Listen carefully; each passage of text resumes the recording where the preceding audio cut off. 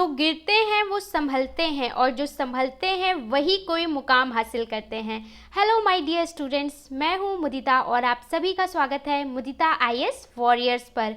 आज से हमारी क्लास 10th की साइंस के लिए मास्टर क्लासेस शुरू हो रही हैं और ये फर्स्ट क्लास है जिसे हम डेमो क्लास कह रहे हैं। ठीक है, इसके बाद आपके एनसीईआरटी के जो क्लास 10th के सारे चैप्टर हैं उन्हें 1 by 1 पढ़ाया जाएगा। So let's get started for today interesting class. This is my introduction guys. मैं आपको साइंस पढ़ाने वाली हूँ, आपकी साइंस की फैकल्टी हूँ, तो आपको मेरे बारे में थोड़ा सा पता होना चाहिए। माय नेम इज़ मुदिता, ये बहुत सारे लोग को पता है, नहीं पता है तो अब पता चल जाएगा। मेरा क्वालिफिकेशन क्या है, तो I have done BTech in electronics and communication. That mean मैंने बीटेक कर रखा है, इंजीनियरिंग कर रखी है इलेक्ट्रॉनिक एंड कम्युनिकेशन से। अगर मेरी टीचिंग एक्सपीरियंस की बात करिए तो 7 ईयर का मुझे टीचिंग एक्सपीरियंस है। ठीक है, स्कूल और कॉलेज बोथ ऑफ स्टूडेंट्स। और अगर जॉब एक्सपीरियंस की बात करिए तो I have 3 year of experience on doing live project on government organisation. ठीक है, मतलब एज अ प्रोजेक्ट इंजीनियर अपने ही स्ट्रीम से मैंने उसी पे काम कर रखा है 3 ईयर्स। तो ये तो था मेरा इंट्रोडक्शन। अब चलते हैं हम आपकी तरफ। तो गाइज आज हम बात करने वाले हैं सबसे पहले साइंस का रिवाइज्ड सिलेबस, यानी कि 2020-21 में जो आपके बोर्ड एग्जामिनेशन के लिए सिलेबस है साइंस का, उसे डिस्कस कर लेते हैं। आपको पता है कि कोविड की वजह से 1 महीने पहले आपका जो सिलेबस है उसको कम करने का नोटिफिकेशन आ गया था। कुछ चैप्टर के पार्ट्स हैं उन्हें हटाया गया है और कुछ चैप्टर हैं जिन्हें बिल्कुल ही हटा दिया गया है। ठीक है, तो मैं पहले आपको पूरा सिलेबस बताऊंगी। क्यों? क्योंकि आप उन चैप्टर्स को ना पढ़े जो हट चुके हैं, क्योंकि आप वहाँ एनर्जी वेस्ट करेंगे, टाइम बहुत कम है, बोर्ड एग्जामिनेशन है, तो आपको वही चैप्टर फोकस करना है जो आपके एग्जाम में आने वाले हैं। ठीक है, तो देखिए सबसे पहले जो आपका सिलेबस रिड्यूस हुआ है वो 30 to 33% जो सिलेबस है वो कम कर दिया गया है, जिससे आप टाइम पे अपना सिलेबस कंप्लीट कर पाएँ। और ये एग्ज़ाम जो सिलेबस मैं बता रही हूँ ये फाइनल एग्जामिनेशन के लिए है। दैट मीन जो आपका बोर्ड का एग्ज़ाम होगा ना, फाइनल एग्ज़ाम फेब और मार्च में, उसके लिए ये सिलेबस बताया जा रहा है। ठीक है बेटा, तो यहाँ पे आपका जो सिलेबस कटा है मैं पूरा आपको सब कुछ बताने वाली हूँ, तो आप अपनी बुक निकाल सकते हैं। और अगर आपने अभी तक इसको नोटिफाई नहीं किया, आपको नहीं पता था अब तक, तो उसको मार्क कर लेंगे अपनी बुक में पेन से, पेंसिल से, मार्कर से। ठीक है, क्या चैप्टर आने वाला है क्या नहीं, क्योंकि यहाँ पे जो मैं क्लासेस में पढ़ाऊँगी तो वही पढ़ाऊँगी जो चैप्टर आपके बोर्ड एग्ज़ाम में आने वाला है। ठीक है, क्योंकि टाइम कम है तो हम उस पर फोकस करेंगे जो आने वाला है। तो सबसे पहले यहाँ पे मैंने वो चैप्टर्स लिखे हैं जो कम्प्लीटली आ रहे हैं। ठीक है, जो कम्प्लीटली आपके आने वाले हैं, तो सबसे पहले उसमें आप राइट लगा लो, अपनी एनसीईआरटी की बुक निकालो, इंडेक्स होगा, इंडेक्स में उसे टिक करते जाओ। सबसे पहला chapter chemical reaction and equations, chapter number 1 है आपका। इन ब्रैकेट में मैंने जो लिखा है ब्रैकेट में वो चैप्टर का नंबर है। चैप्टर 1 है आपकी बुक में, NCERT English medium Hindi medium कोई सा भी हो, चैप्टर 1 रहेगा। ठीक है, केमिकल रिएक्शन एंड इक्वेशन ये आपका आएगा। नंबर 2 चैप्टर है एसिड बेसिस एंड सॉल्ट्स, ये भी पूरा चैप्टर आएगा। इसको भी टिक मार्क कर लो या फिर स्टार लगा लो, जो भी आपको अच्छा लगे। ठीक है, ग्रीन पेन से टिक लगा लो कि ये चैप्टर आने वाले हैं। इसके बाद जो चैप्टर है periodic classification of elements, elements का पीरियोडिक क्लासिफिकेशन करते हैं ना, मैनलीव टेबल, वो सारा मैं आपको पढ़ाऊंगी कि एलिमेंट्स का अरेंजमेंट कैसे करते हैं, तो वो सारा मैं आपको पढ़ाऊंगी। पहले अभी आप टिक कर लो। ये है चैप्टर नंबर 5 आपका बुक में, तो ये भी कंप्लीट आपका जो है वो आने वाला है बच्चों। इसके बाद लाइफ प्रोसेस, ये है चैप्टर नंबर 6, ये भी कंप्लीट आएगा। ठीक है, बायोलॉजी का चैप्टर है। स्टार्टिंग के ये 3 चैप्टर आपके केमिस्ट्री के हैं। ठीक है, ये चैप्टर लाइफ प्रोसेस बायोलॉजी का है और ये आपकी वर्कशीट में भी चल रहा है, आपको याद होगा वर्कशीट में मैंने पढ़ाया है रेस्पिरेशन आपको। ठीक है, डाइजेस्टिव सिस्टम, तो ये वाला चैप्टर भी आपका आने वाला है। How do organism reproduce, chapter 8, ये भी बायोलॉजी का है, ये भी आने वाला है। नेक्स्ट चैप्टर लाइट है आपका, चैप्टर नंबर 10, जिसमें आप रिफ्लेक्शन, रिफ्रैक्शन और बहुत सारा लाइट का कॉन्सेप्ट पढ़ते हैं। मिरर, इमेजेस, लेंसेज, कहाँ पे कॉन्वेक्स, कॉनकेव, पूरा जो कॉन्सेप्ट है बहुत इंपॉर्टेंट है और आने वाला है, इसको भी आप टिक कर लो। इलेक्ट्रिसिटी चैप्टर नंबर 12 कंप्लीट आएगा। ठीक है, और इसका भी वर्कशीट में आपको दिया गया था। इसके बाद आवर इन्वायरमेंट, ये थोड़ा इन्वायरमेंट का चैप्टर हो जाता है, चैप्टर नंबर 15, ये भी कंप्लीट आएगा। इसके बाद management of natural resources, management of natural resources chapter number 16 जो है बेटा, ये आपका आएगा लेकिन बोर्ड में नहीं आएगा। तो कहाँ पे आएगा? जो आपके इंटरनल होंगे, यानी कि आपके वो प्री बोर्ड होते हैं जिन्हें कहते हैं, स्कूल में लिए जाते हैं, या आपके टर्मिनल एग्ज़ाम या यूनिट टेस्ट या फिर जो वाइवा होगा उन सब में पूछा जाएगा, बट बोर्ड में नहीं आएगा, क्योंकि इसके लिए लिखा गया है इंटरनल असेसमेंट। मतलब ये चैप्टर आएगा बट बोर्ड में नहीं आएगा, इंटरनल आएगा, तो इसको आपको पढ़ना है। तो आप बोलेंगे मैम बीच वाले चैप्टर कहाँ गए? तो उसके बारे में हम आगे बता रहे हैं। पहले इन चैप्टर्स को नोट डाउन करो कि ये पूरे पूरे आएंगे, इनको अच्छे से पढ़ना है और पूरा पूरा पढ़ना है, ठीक है। और इसका स्क्रीनशॉट ले लो, ठीक है, जिससे आपको कोई भी कंफ्यूजन ना हो। अब इसके बाद चलते हैं, हम उन चैप्टर्स की बात करेंगे जिसके कुछ पॉइंट्स डिलीट हुए हैं या कुछ टॉपिक डिलीट हुए हैं बेटा। कुछ ऐसे चैप्टर हैं जो इंपॉर्टेंट है लेकिन उसका कुछ पार्ट डिलीट कर दिया गया है। तो मैंने ऊपर लिखा है चैप्टर सम टॉपिक्स रिलेटेड। तो यहाँ से अपनी बुक में उन चैप्टर में उन टॉपिक को आप खोल के चैप्टर उन टॉपिक को डिलीट कर सकते हो, कट कर सकते हो, या फिर जब मैं पढ़ाऊंगी तो आपको क्लियर हो जाएगा। जब मैं चैप्टर पढ़ाऊंगी तो मैं उन्हीं टॉपिक्स को पढ़ाऊंगी जो आपका आने वाला है, ठीक है, मास्टर सीरीज में। तो यहाँ पे आपका मेटल नॉन मेटल चैप्टर 3 जो है उसे खोलिए।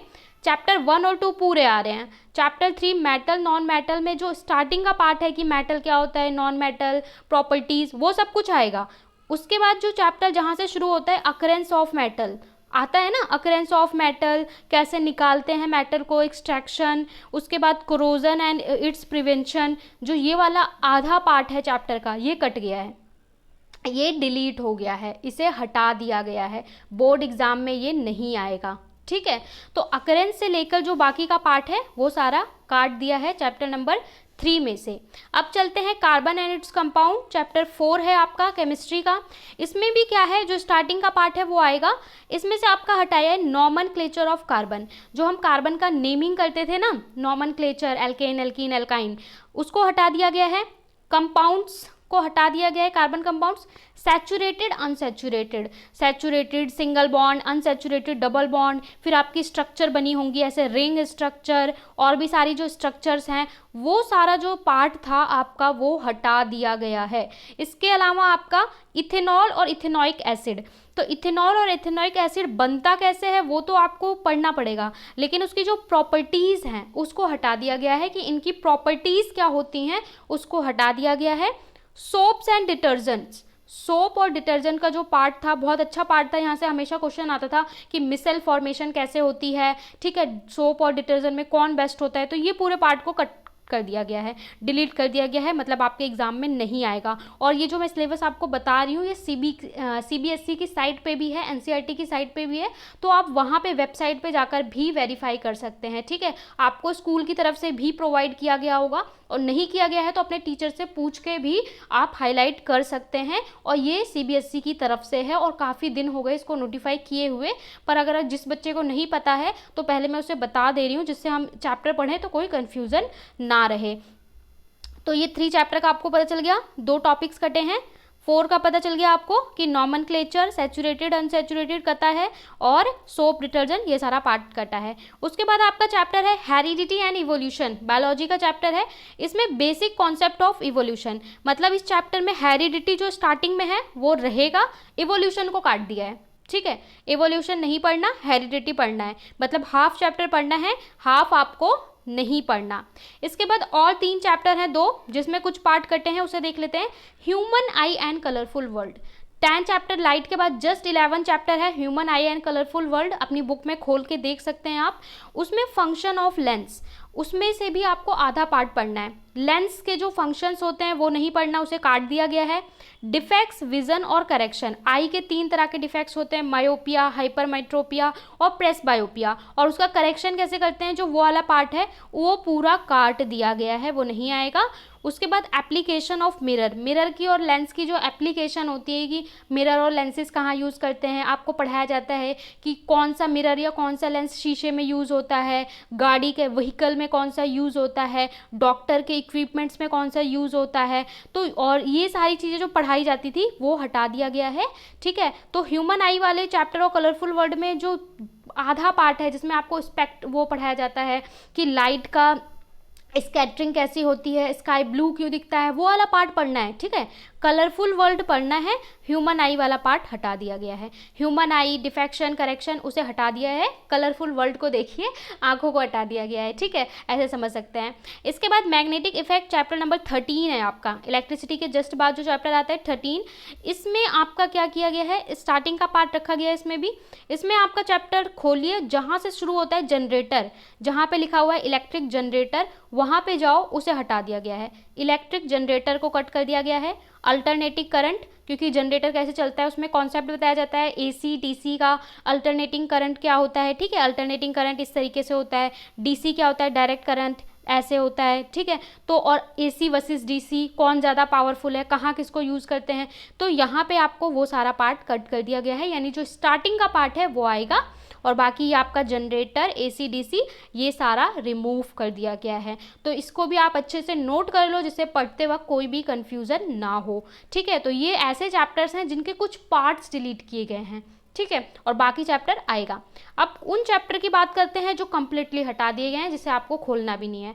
वो चैप्टर है chapter number 7, control and coordination, जिसमें आपको नर्वस सिस्टम पढ़ाया जाता था, कंट्रोल एंड कोऑर्डिनेशन का, स्पाइनल कॉर्ड, ब्रेन, नर्व्स जो हमारी पूरी बॉडी को कंट्रोल करते हैं, तो उस पार्ट को डिलीट कर दिया है।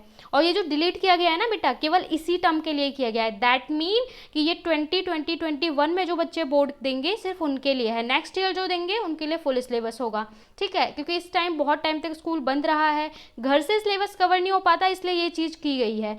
इसके बाद जो चैप्टर है source of energy, chapter number 14, जिसमें आपको पढ़ाया जाता था conventional, non conventional, solar energy, wind energy, geothermal energy, ये सारी जो चीज़ें थी, इन 2 चैप्टर को पूरा कट कर दो।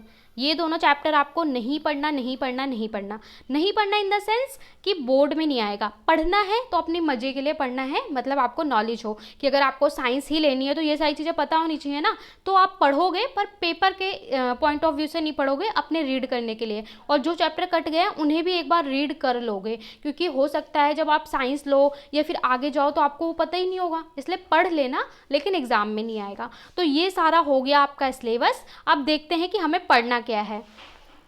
फर्स्ट चैप्टर जो हम पढ़ने वाले हैं वो है केमिकल रिएक्शंस एंड इक्वेशंस, जो आपका केमिस्ट्री का चैप्टर है और आपकी बुक में चैप्टर नंबर 1 है। तो वहीं से हम शुरुआत करने वाले हैं, केमिकल रिएक्शन एंड इक्वेशंस।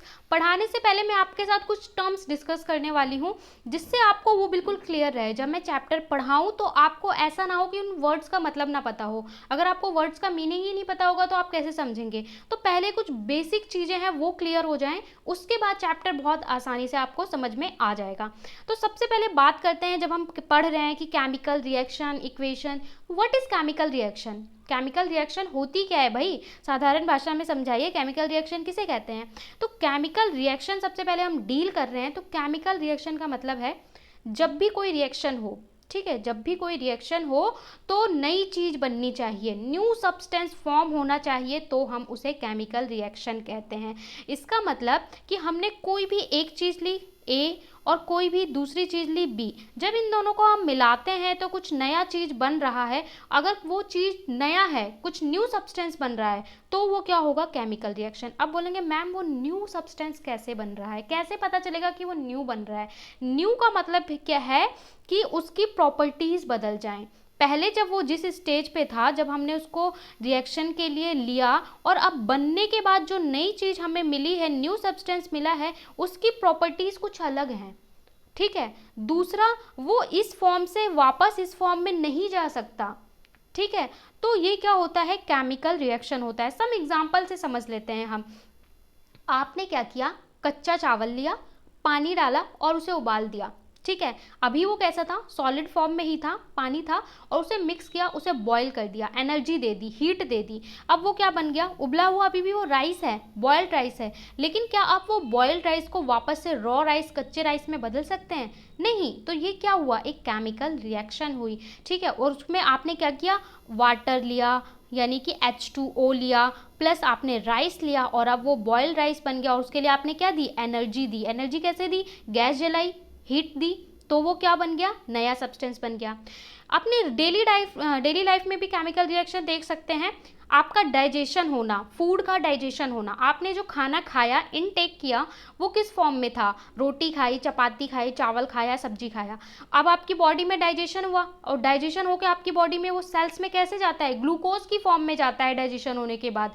तो वो क्या है, केमिकल रिएक्शन। क्या वो ग्लूकोज वापस से आपकी चपाती, राइस दोबारा से बन सकता है? नहीं बन सकता। वो एक केमिकल रिएक्शन है, नई चीज बन गई। जो आपने खाना खाया था उसका कुछ और फॉर्मूला था, और जो आपकी बॉडी में बना वो क्या बना, C6H12O6, वो तो ग्लूकोज बन गया, नई चीज बन गई। तो ये क्या है, ये केमिकल रिएक्शन है। एक सिंपल सी बात आपको याद रखनी है, जब भी केमिकल रिएक्शन होगा तो कोई नई चीज बनेगी जिसकी प्रॉपर्टी कुछ अलग होंगी। ठीक है, इतना समझ गए।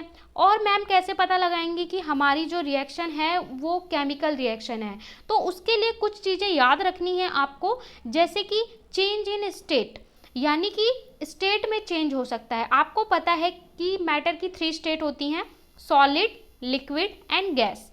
ठीक है, तो आपने जब लिया रिएक्शन करने के लिए जिस भी चीज़ को लिया, तो उसकी हो सकता है अभी स्टेट सॉलिड हो, लेकिन रिएक्शन के बाद क्या हो, उसकी स्टेट लिक्विड या गैस बन जाए। तो उसकी स्टेट में चेंज आ सकता है, या लिक्विड से गैस या गैस से लिक्विड, कुछ भी हो सकता है। तो हो सकता है, जरूरी नहीं है हर रिएक्शन में हो, पर ये एक कंडीशन है कि हो सकता है।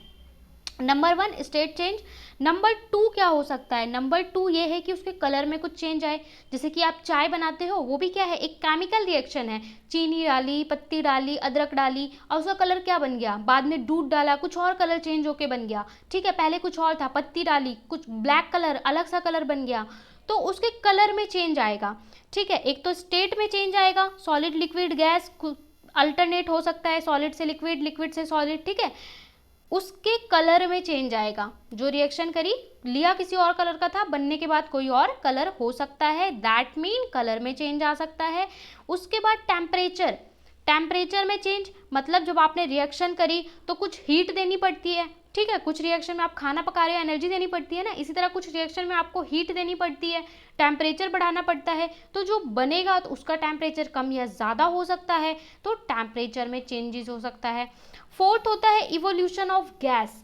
दैट मीन जब रिएक्शन हो तो हो सकता है उसके अंदर कुछ गैस भी प्रोड्यूस हो, यानी कि उसमें कोई गैस भी बने। कई बार रिएक्शंस होती हैं तो उसमें कोई गैस भी रिलीज होती है। तो ये क्या था, केमिकल रिएक्शन, और उसको पहचानने के कुछ तरीके जिससे आप आइडेंटिफाई कर सकते हैं कि केमिकल रिएक्शन है। ठीक है, कोई रसायन, हिंदी में बोलते हैं रसायन। तो ये सिंपल भाषा में हो गई केमिकल रिएक्शन। और ये किसका पार्ट है, केमिस्ट्री का। आपकी साइंस 3 पार्ट्स में डिवाइड है, केमिस्ट्री, फिजिक्स, बायोलॉजी। तो हम किसे पढ़ रहे हैं, केमिस्ट्री को पढ़ रहे हैं। ठीक है, तो केमिस्ट्री में आप केमिकल रिएक्शन समझ गए। Chemical reaction, whenever the new substance is form when 2 और मोर सब्सटेंसेस कंबाइन। ठीक है, जब भी हम 2 या 2 से ज़्यादा चीज़ों को कंबाइन करते हैं या ब्रेक डाउन करते हैं और कोई नई चीज़ बन जाती है, तो वो क्या कहलाता है, केमिकल रिएक्शन। इसका एग्जांपल डाइजेशन ऑफ फूड लिख सकते हैं, मिल्क टू कर्ड बनना, दही जमाते हैं घर पे, ये देखते हैं। ठीक है, वाइट कलर का ही होता है, लेकिन दूध से दही बन जाना, दही बनाना। अब उसकी प्रॉपर्टी अलग है, दूध की प्रॉपर्टी बिल्कुल अलग है, दही की प्रॉपर्टी बिल्कुल अलग। दही कैसा होता है, खट्टा होता है। ठीक है, तो उसकी प्रॉपर्टी बिल्कुल अलग। क्या हुआ, केमिकल रिएक्शन। दही के अंदर क्या होता है, लैक्टोबैसिलस बैक्टीरिया होते हैं, जिसकी वजह से वो इस तरीके से उसमें कन्वर्ट होता है। ठीक है, तो ये आप समझ गए केमिकल रिएक्शन। क्यों समझा रही हूँ कि चैप्टर पढ़ते वक्त आपको ये सारी टर्म्स के बारे में कंफ्यूजन ना हो, बिल्कुल क्लियर हो। जब हम चैप्टर पढ़ें तो सब कुछ आपको ये बेसिक चीज़ें पता होनी चाहिए जो आप 9th से पढ़ते हुए आए हैं, और अगर नहीं पता है तो क्लियर हो जाए। दूसरी बात करते हैं केमिकल इक्वेशंस। अब हमें ये तो पता चल गया कि भैया ए को लेते हैं, बी को लेते हैं, मिलाते हैं कुछ बन गया रिएक्शन। लेकिन आप समझाएंगे कैसे, साइंस की लैंग्वेज में कैसे समझाएंगे? एक नॉर्मल अनएजुकेटेड बंदा तो बोल देगा चावल लिया, दाल लिया, मिलाया और ये बन गया। लेकिन आप केमिस्ट्री की लैंग्वेज में कैसे बात करेंगे? तो केमिस्ट्री की लैंग्वेज में आप बोलेंगे ना कि मैंने कुछ ए लिया, उसको मैंने प्लस बी किया, और उसके बाद जो मेरा बना वो कुछ सी बना। तो इस तरीके से अपनी जो आपका प्रोसेस हुआ उसको लिखने को हम क्या बोलते हैं, केमिकल इक्वेशन। जैसे कि आपने मैग्नीशियम लिया, मैग्नीशियम एक एलिमेंट है, मैग्नीशियम लिया, ठीक है, जिसे हम Mg के फॉर्म में लिखते हैं, मैग्नीशियम लिया, और उसको बर्न करते हैं एयर में, ठीक है। एयर क्या होता है, एयर का मतलब ऑक्सीजन, हम केमिस्ट्री की बात कर रहे हैं तो हर चीज़ फॉर्मूले में बात करेंगे, ठीक है। O2, तो इससे क्या बनता है, MgO, मैग्नीशियम ऑक्साइड। तो इसको हम क्या बोलते हैं, केमिकल इक्वेशन, यानी जो प्रोसेस हो रहा है उसको स्टेटमेंट में ना लिखकर उसको सिंबल की फॉर्म में लिखना। सिंबल, अब बेटा बोलेंगे कि सिंबल कहाँ से पता चलेंगे, तो आपको 9th में याद होगा कि आप एलिमेंट सारे याद करते हैं, ठीक है। जो पीरियोडिक टेबल है अभी आपको क्लासिफिकेशन में भी पढ़ाया जाएगा, उसमें आपको सारे याद करवाए जाते हैं, सारे atomic number sorry, hydrogen, helium, lithium, beryllium, boron, carbon, nitrogen, oxygen, ठीक है। मुझे तो सारे याद हैं, आपको भी एटलीस्ट 30 to 40 तक एटॉमिक नंबर याद होना चाहिए। जैसे ही मैं बोलूँ नाइट्रोजन तो आपको पता होना चाहिए, यस नाइट्रोजन का नंबर ये। मैग्नीशियम, दैट मीन मैग्नीशियम का एटॉमिक नंबर 12 होता है मैम, ठीक है। एल्युमिनियम, एल्युमिनियम का एटॉमिक नंबर 13 होता है मैम, आपको एग्जैक्टली याद होना चाहिए, नहीं है तो जाके रिवाइज कर लो 9th की बुक से, ठीक है। तो या फिर 10th की बुक में भी आपको मिल जाएगा। तो इस तरीके से वहाँ पे उसके सिंबल, शॉर्ट फॉर्म भी हमने लिखा है कि जब हम इक्वेशन लिखते हैं तो हम ऐसे थोड़ी लिखेंगे कि मैग्नीशियम, पूरा स्पेलिंग लिखा, प्लस कार्बन डाइऑक्साइड, तो ये तो बहुत बड़ा हो जाएगा। बहुत अगर बड़ी इक्वेशन लिखनी है तो कितना 4-5 लाइन में लिखोगे क्या आप, नहीं। तो इसलिए हम इसको क्या यूज़ करते हैं, सिंबल यूज़ करते हैं। जैसे आपका निक नेम होता है वैसे इनके सिंबल होते हैं कि हाइड्रोजन के लिए H लिख दिया, ठीक है, बोरोन के लिए B लिख दिया, कार्बन के लिए C लिख दिया, ऑक्सीजन के लिए O2, ठीक है, वाटर के लिए H2O, ये आप सब जानते हैं। तो हम सिंबल्स का इस्तेमाल कर कर अपनी जो रिएक्शन है उसको लिखते हैं, तो वो क्या कहलाता है बेटा, केमिकल इक्वेशन। और केमिकल इक्वेशन से हमें समझना और समझाना बहुत इजी हो जाता है, और केमिस्ट्री की लैंग्वेज में हम अपनी सारी रिएक्शंस को केमिकल इक्वेशन की फॉर्म में लिखते हैं। आई होप आपको क्लियर हो गया होगा। इसके बाद बात करते हैं रिएक्टेंट्स एंड प्रोडक्ट्स किसे कहते हैं, क्योंकि पूरा चैप्टर रिएक्शन का है। मैं बार बार बोलूँगी रिएक्टेंट प्रोडक्ट, रिएक्टेंट प्रोडक्ट, आपको पता ही नहीं होगा रिएक्टेंट कहते किसे हैं। तो उसके लिए आप समझ जाइए कि रिएक्टेंट किसे कहते हैं। जब आप कोई भी रिएक्शन करने जाते हैं तो जो सब्सटेंस इन्वॉल्व होते हैं रिएक्शन के लिए, ठीक है, इनिशियल स्टेज पे आप जिनको लेते हैं वो आपके क्या हैं, रिएक्टेंट्स हैं, ठीक है। जैसे कि आपने क्या किया, एक रिएक्शन के लिए आपने क्या किया, NaOH, सोडियम हाइड्रोक्साइड लिया, NaOH, ठीक है, और प्लस उसमें HCl मिलाया, हाइड्रोक्लोरिक एसिड, तो ये क्या हो गए, रिएक्टेंट्स हो गए। और जो बाद में बनेगा NaCl, वो क्या होगा, प्रोडक्ट होगा, ठीक है। तो या फिर आप सिंपल भाषा में ले लो, जो आपने पत्ती ली, चीनी ली, पानी लिया, वो सारा क्या है, रिएक्टेंट है आपका, जो आपने लिया, ठीक है, रिएक्शन करते वक्त। और जो बाद में चाय बनी, टी, कप ऑफ टी, वो आपका क्या है, प्रोडक्ट है, वो आपका बाद में बन के मिला है, ठीक है। इसी तरीके से जो भी आप लोगे लेफ्ट हैंड साइड पे, जो भी चीज़ें लोगे जिनको ब्रेक करना होगा या ऐड करोगे, वो सारी आपकी क्या होंगी, द सब्सटेंस जिसको हम इन्वॉल्व करते हैं अपनी रिएक्शन में, वो रिएक्टेंट्स होते हैं, जिनको हमेशा हम लेफ्ट हैंड साइड लिखते हैं, ठीक है। और यहाँ पे बीच में एक तीर लगाया जाता है और उसके बाद हमारा क्या बनता है, प्रोडक्ट। जो फाइनल आउटकम बन के आता है वो हमारा होता है प्रोडक्ट। और रिएक्शन को लिखने का एक तरीका होता है कि लेफ्ट हैंड साइड पे जो जो हमें लेना है उसको हम लिखते हैं और प्लस प्लस करके लिखते जाते हैं, बीच में एक तीर बनाते हैं और उसके बाद फिर जो हमारा बनता है उसे भी हम प्लस प्लस करके लिखते जाते हैं। तो रिएक्टेंट और प्रोडक्ट पता चल गया आपको, जो हम लेते हैं वो रिएक्टेंट, जो फाइनल हमें न्यू सब्सटेंस मिलता है वो होता है हमारा प्रोडक्ट।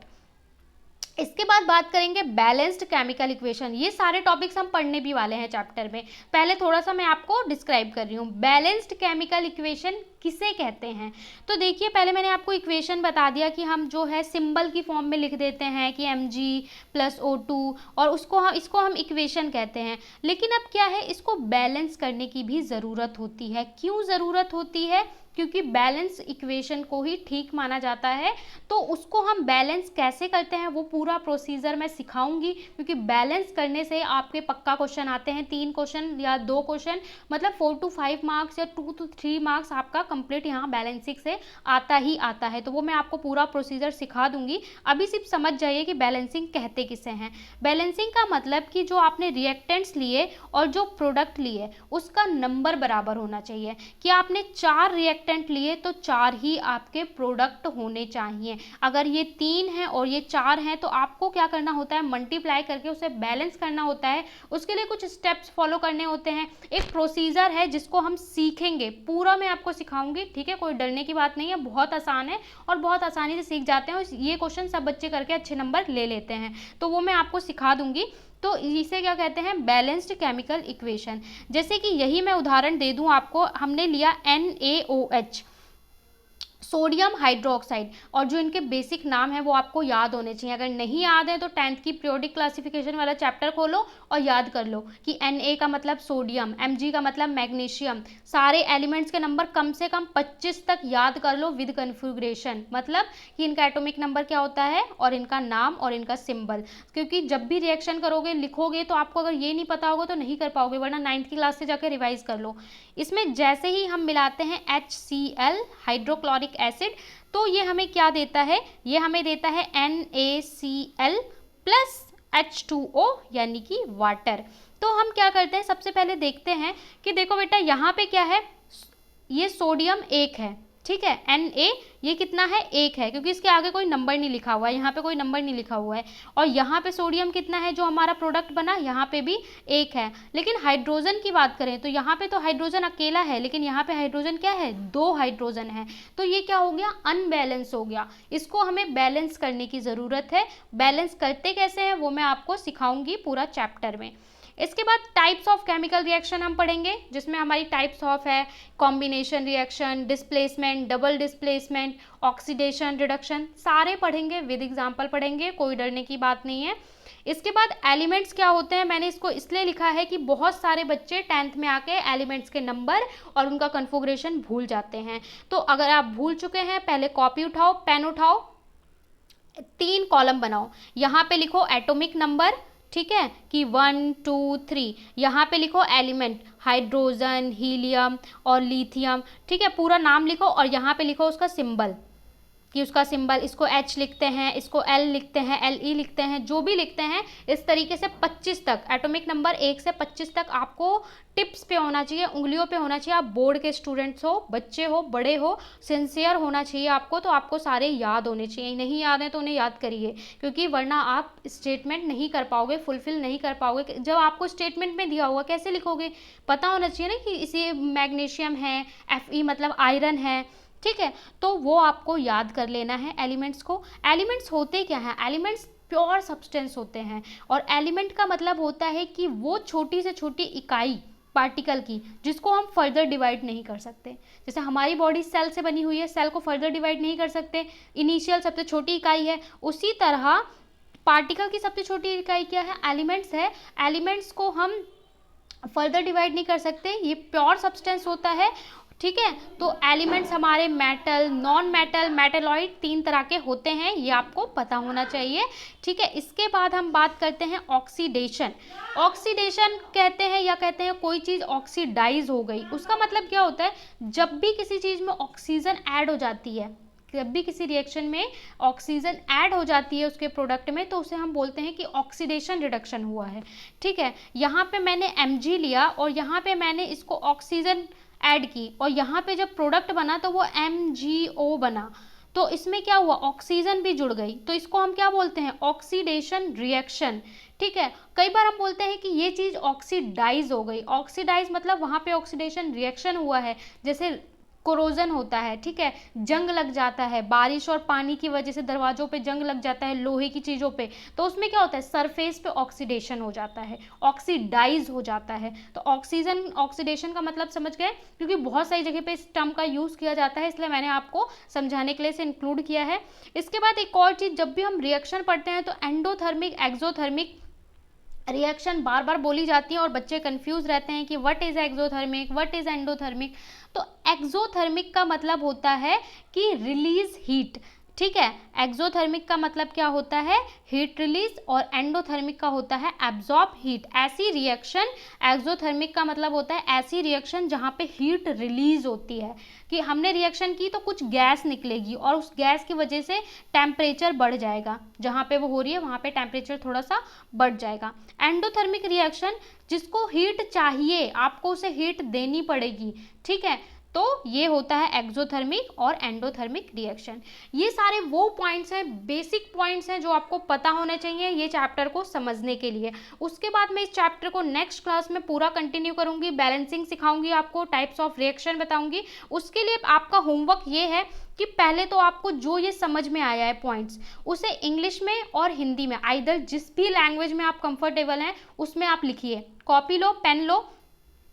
केमिकल रिएक्शन क्या होता है? साइंस बहुत इजी है और बहुत इंटरेस्टिंग है, क्योंकि आपके पूरे आसपास केमिकल रिएक्शन, इक्वेशन, खाना डाइजेस्ट हो रहा है, खाना बन रहा है, सब कुछ केमिकल रिएक्शन है और सब चीज़ में साइंस भरी हुई है। ठीक है, तो बहुत आसान है। आपको कॉपी लेनी है, पेन लेना है, जो जो टर्म्स मैंने समझाई हैं इनको इंग्लिश और हिंदी जिसमें भी आपको जैसे समझ में आए वैसे ही लिखो और उसको एक बार अपने आप रीड करो कि केमिकल रिएक्शन का मतलब होता है जब दो या दो से अधिक चीज़ें, वस्तुएं मिलाई जाती हैं और कुछ नई वस्तु बनती है, या फिर इंग्लिश में the reaction in which two और more substance combine to form a new substance with having new properties are called chemical reaction. ठीक है, जैसे भी आपको समझ में आता है इंग्लिश और हिंदी उसमें इसको लिखो, जो भी मैंने समझाया है उसे नोट डाउन करो, एक बार रीड करो। दूसरा काम क्या है आपका? दूसरा है कि आपको रिवाइज करना है एलिमेंट्स और एटॉमिक नंबर, कहाँ तक? 1 to 25। 1 to 25 तक आपको सारे सिंबल पता होना चाहिए कि जब मैं बोलूँ आयरन तो आयरन मतलब Fe, जब मैं बोलूँ सोडियम तो सोडियम का मतलब Na। इनका सिंबल, एटॉमिक नंबर पता होना चाहिए। ठीक है, तो वो आप याद करोगे, ये दो आपके काम है। तो गाइज यहाँ पे हमने पूरा इंट्रो जो डेमो क्लास था वो कंप्लीट किया। नेक्स्ट क्लास में आपका सिलेबस मैं बता चुकी हूँ, सिलेबस के अकॉर्डिंग ही हम आगे बढ़ेंगे। केमिस्ट्री, फिर फिजिक्स, फिर बायो के चैप्टर्स को कंप्लीट करेंगे। कोई भी डाउट हो कमेंट बॉक्स में पूछो, सारे डाउट सॉल्व किए जाएंगे। और जब चैप्टर कंप्लीट हो जाएगा, 1 चैप्टर 2 केमिस्ट्री के एटलीस्ट 2 चैप्टर कंप्लीट हो जाएंगे, तो उसके नोट्स मैं आपको टेलीग्राम पे प्रोवाइड कर दूंगी। जिन्होंने टेलीग्राम नहीं ज्वाइन किया है तो इस वीडियो के डिस्क्रिप्शन में जाइए, डिस्क्रिप्शन पे क्लिक करिए, वहाँ पे लिखा होगा टेलीग्राम चैनल, लिंक दिया है, लिंक पे क्लिक करोगे, वहाँ से जाकर सीधा आप ज्वाइन कर लोगे। ठीक है, और जो लिंक खुलेगा उसे ब्राउज में नहीं खोलना, मोर ऑप्शन पे खोलना है और ज्वाइन कर लेना है। उसमें एक डिस्कशन ग्रुप भी बनाया हुआ है, उसको भी ज्वाइन कर सकते हैं। अगर आपकी कोई भी क्वेरी है, 9th और 10th के लिए बनाया गया है, तो अपनी क्वेरी वहाँ पे पूछ सकते हैं, लेकिन केवल क्वेरी और क्वेश्चंस ही पूछे जाएंगे। ठीक है, आपस में बात नहीं करनी, केवल क्वेरी और क्वेश्चंस पूछे जाएंगे। और अगर कोई स्टूडेंट को भी कोई क्वेश्चन होता है तो एक दूसरे की हेल्प करेंगे। सबको एक दूसरे की हेल्प करनी है, क्योंकि हम एक दूसरे की हेल्प करके ही आगे बढ़ सकते हैं और पढ़ाई को और अच्छे से कर सकते हैं। कोविड का टाइम ही ऐसा है। तो बच्चों, हर किसी को जो वीडियो है 2 से 3 लोगों को ज़रूर शेयर करनी है, क्योंकि जितने ज़्यादा बच्चे एक्टिव होंगे तभी हम इन क्लासेस को आगे बढ़ा पाएंगे। क्योंकि आपके लिए वर्कशीट भी बनाई जाती हैं, वर्कशीट हर सब्जेक्ट की आपको डेली मिलती रहेंगी। साथ में ये जो क्लासेस हैं मैथ साइंस की, ये भी चलती रहेंगी। तो आप ज़्यादा से ज़्यादा शेयर करो और देखते रहो। कोई डाउट हो तो पूछते रहो। अपना ख्याल रखो, पढ़ते रहो, मज़े करो। Thank you so much.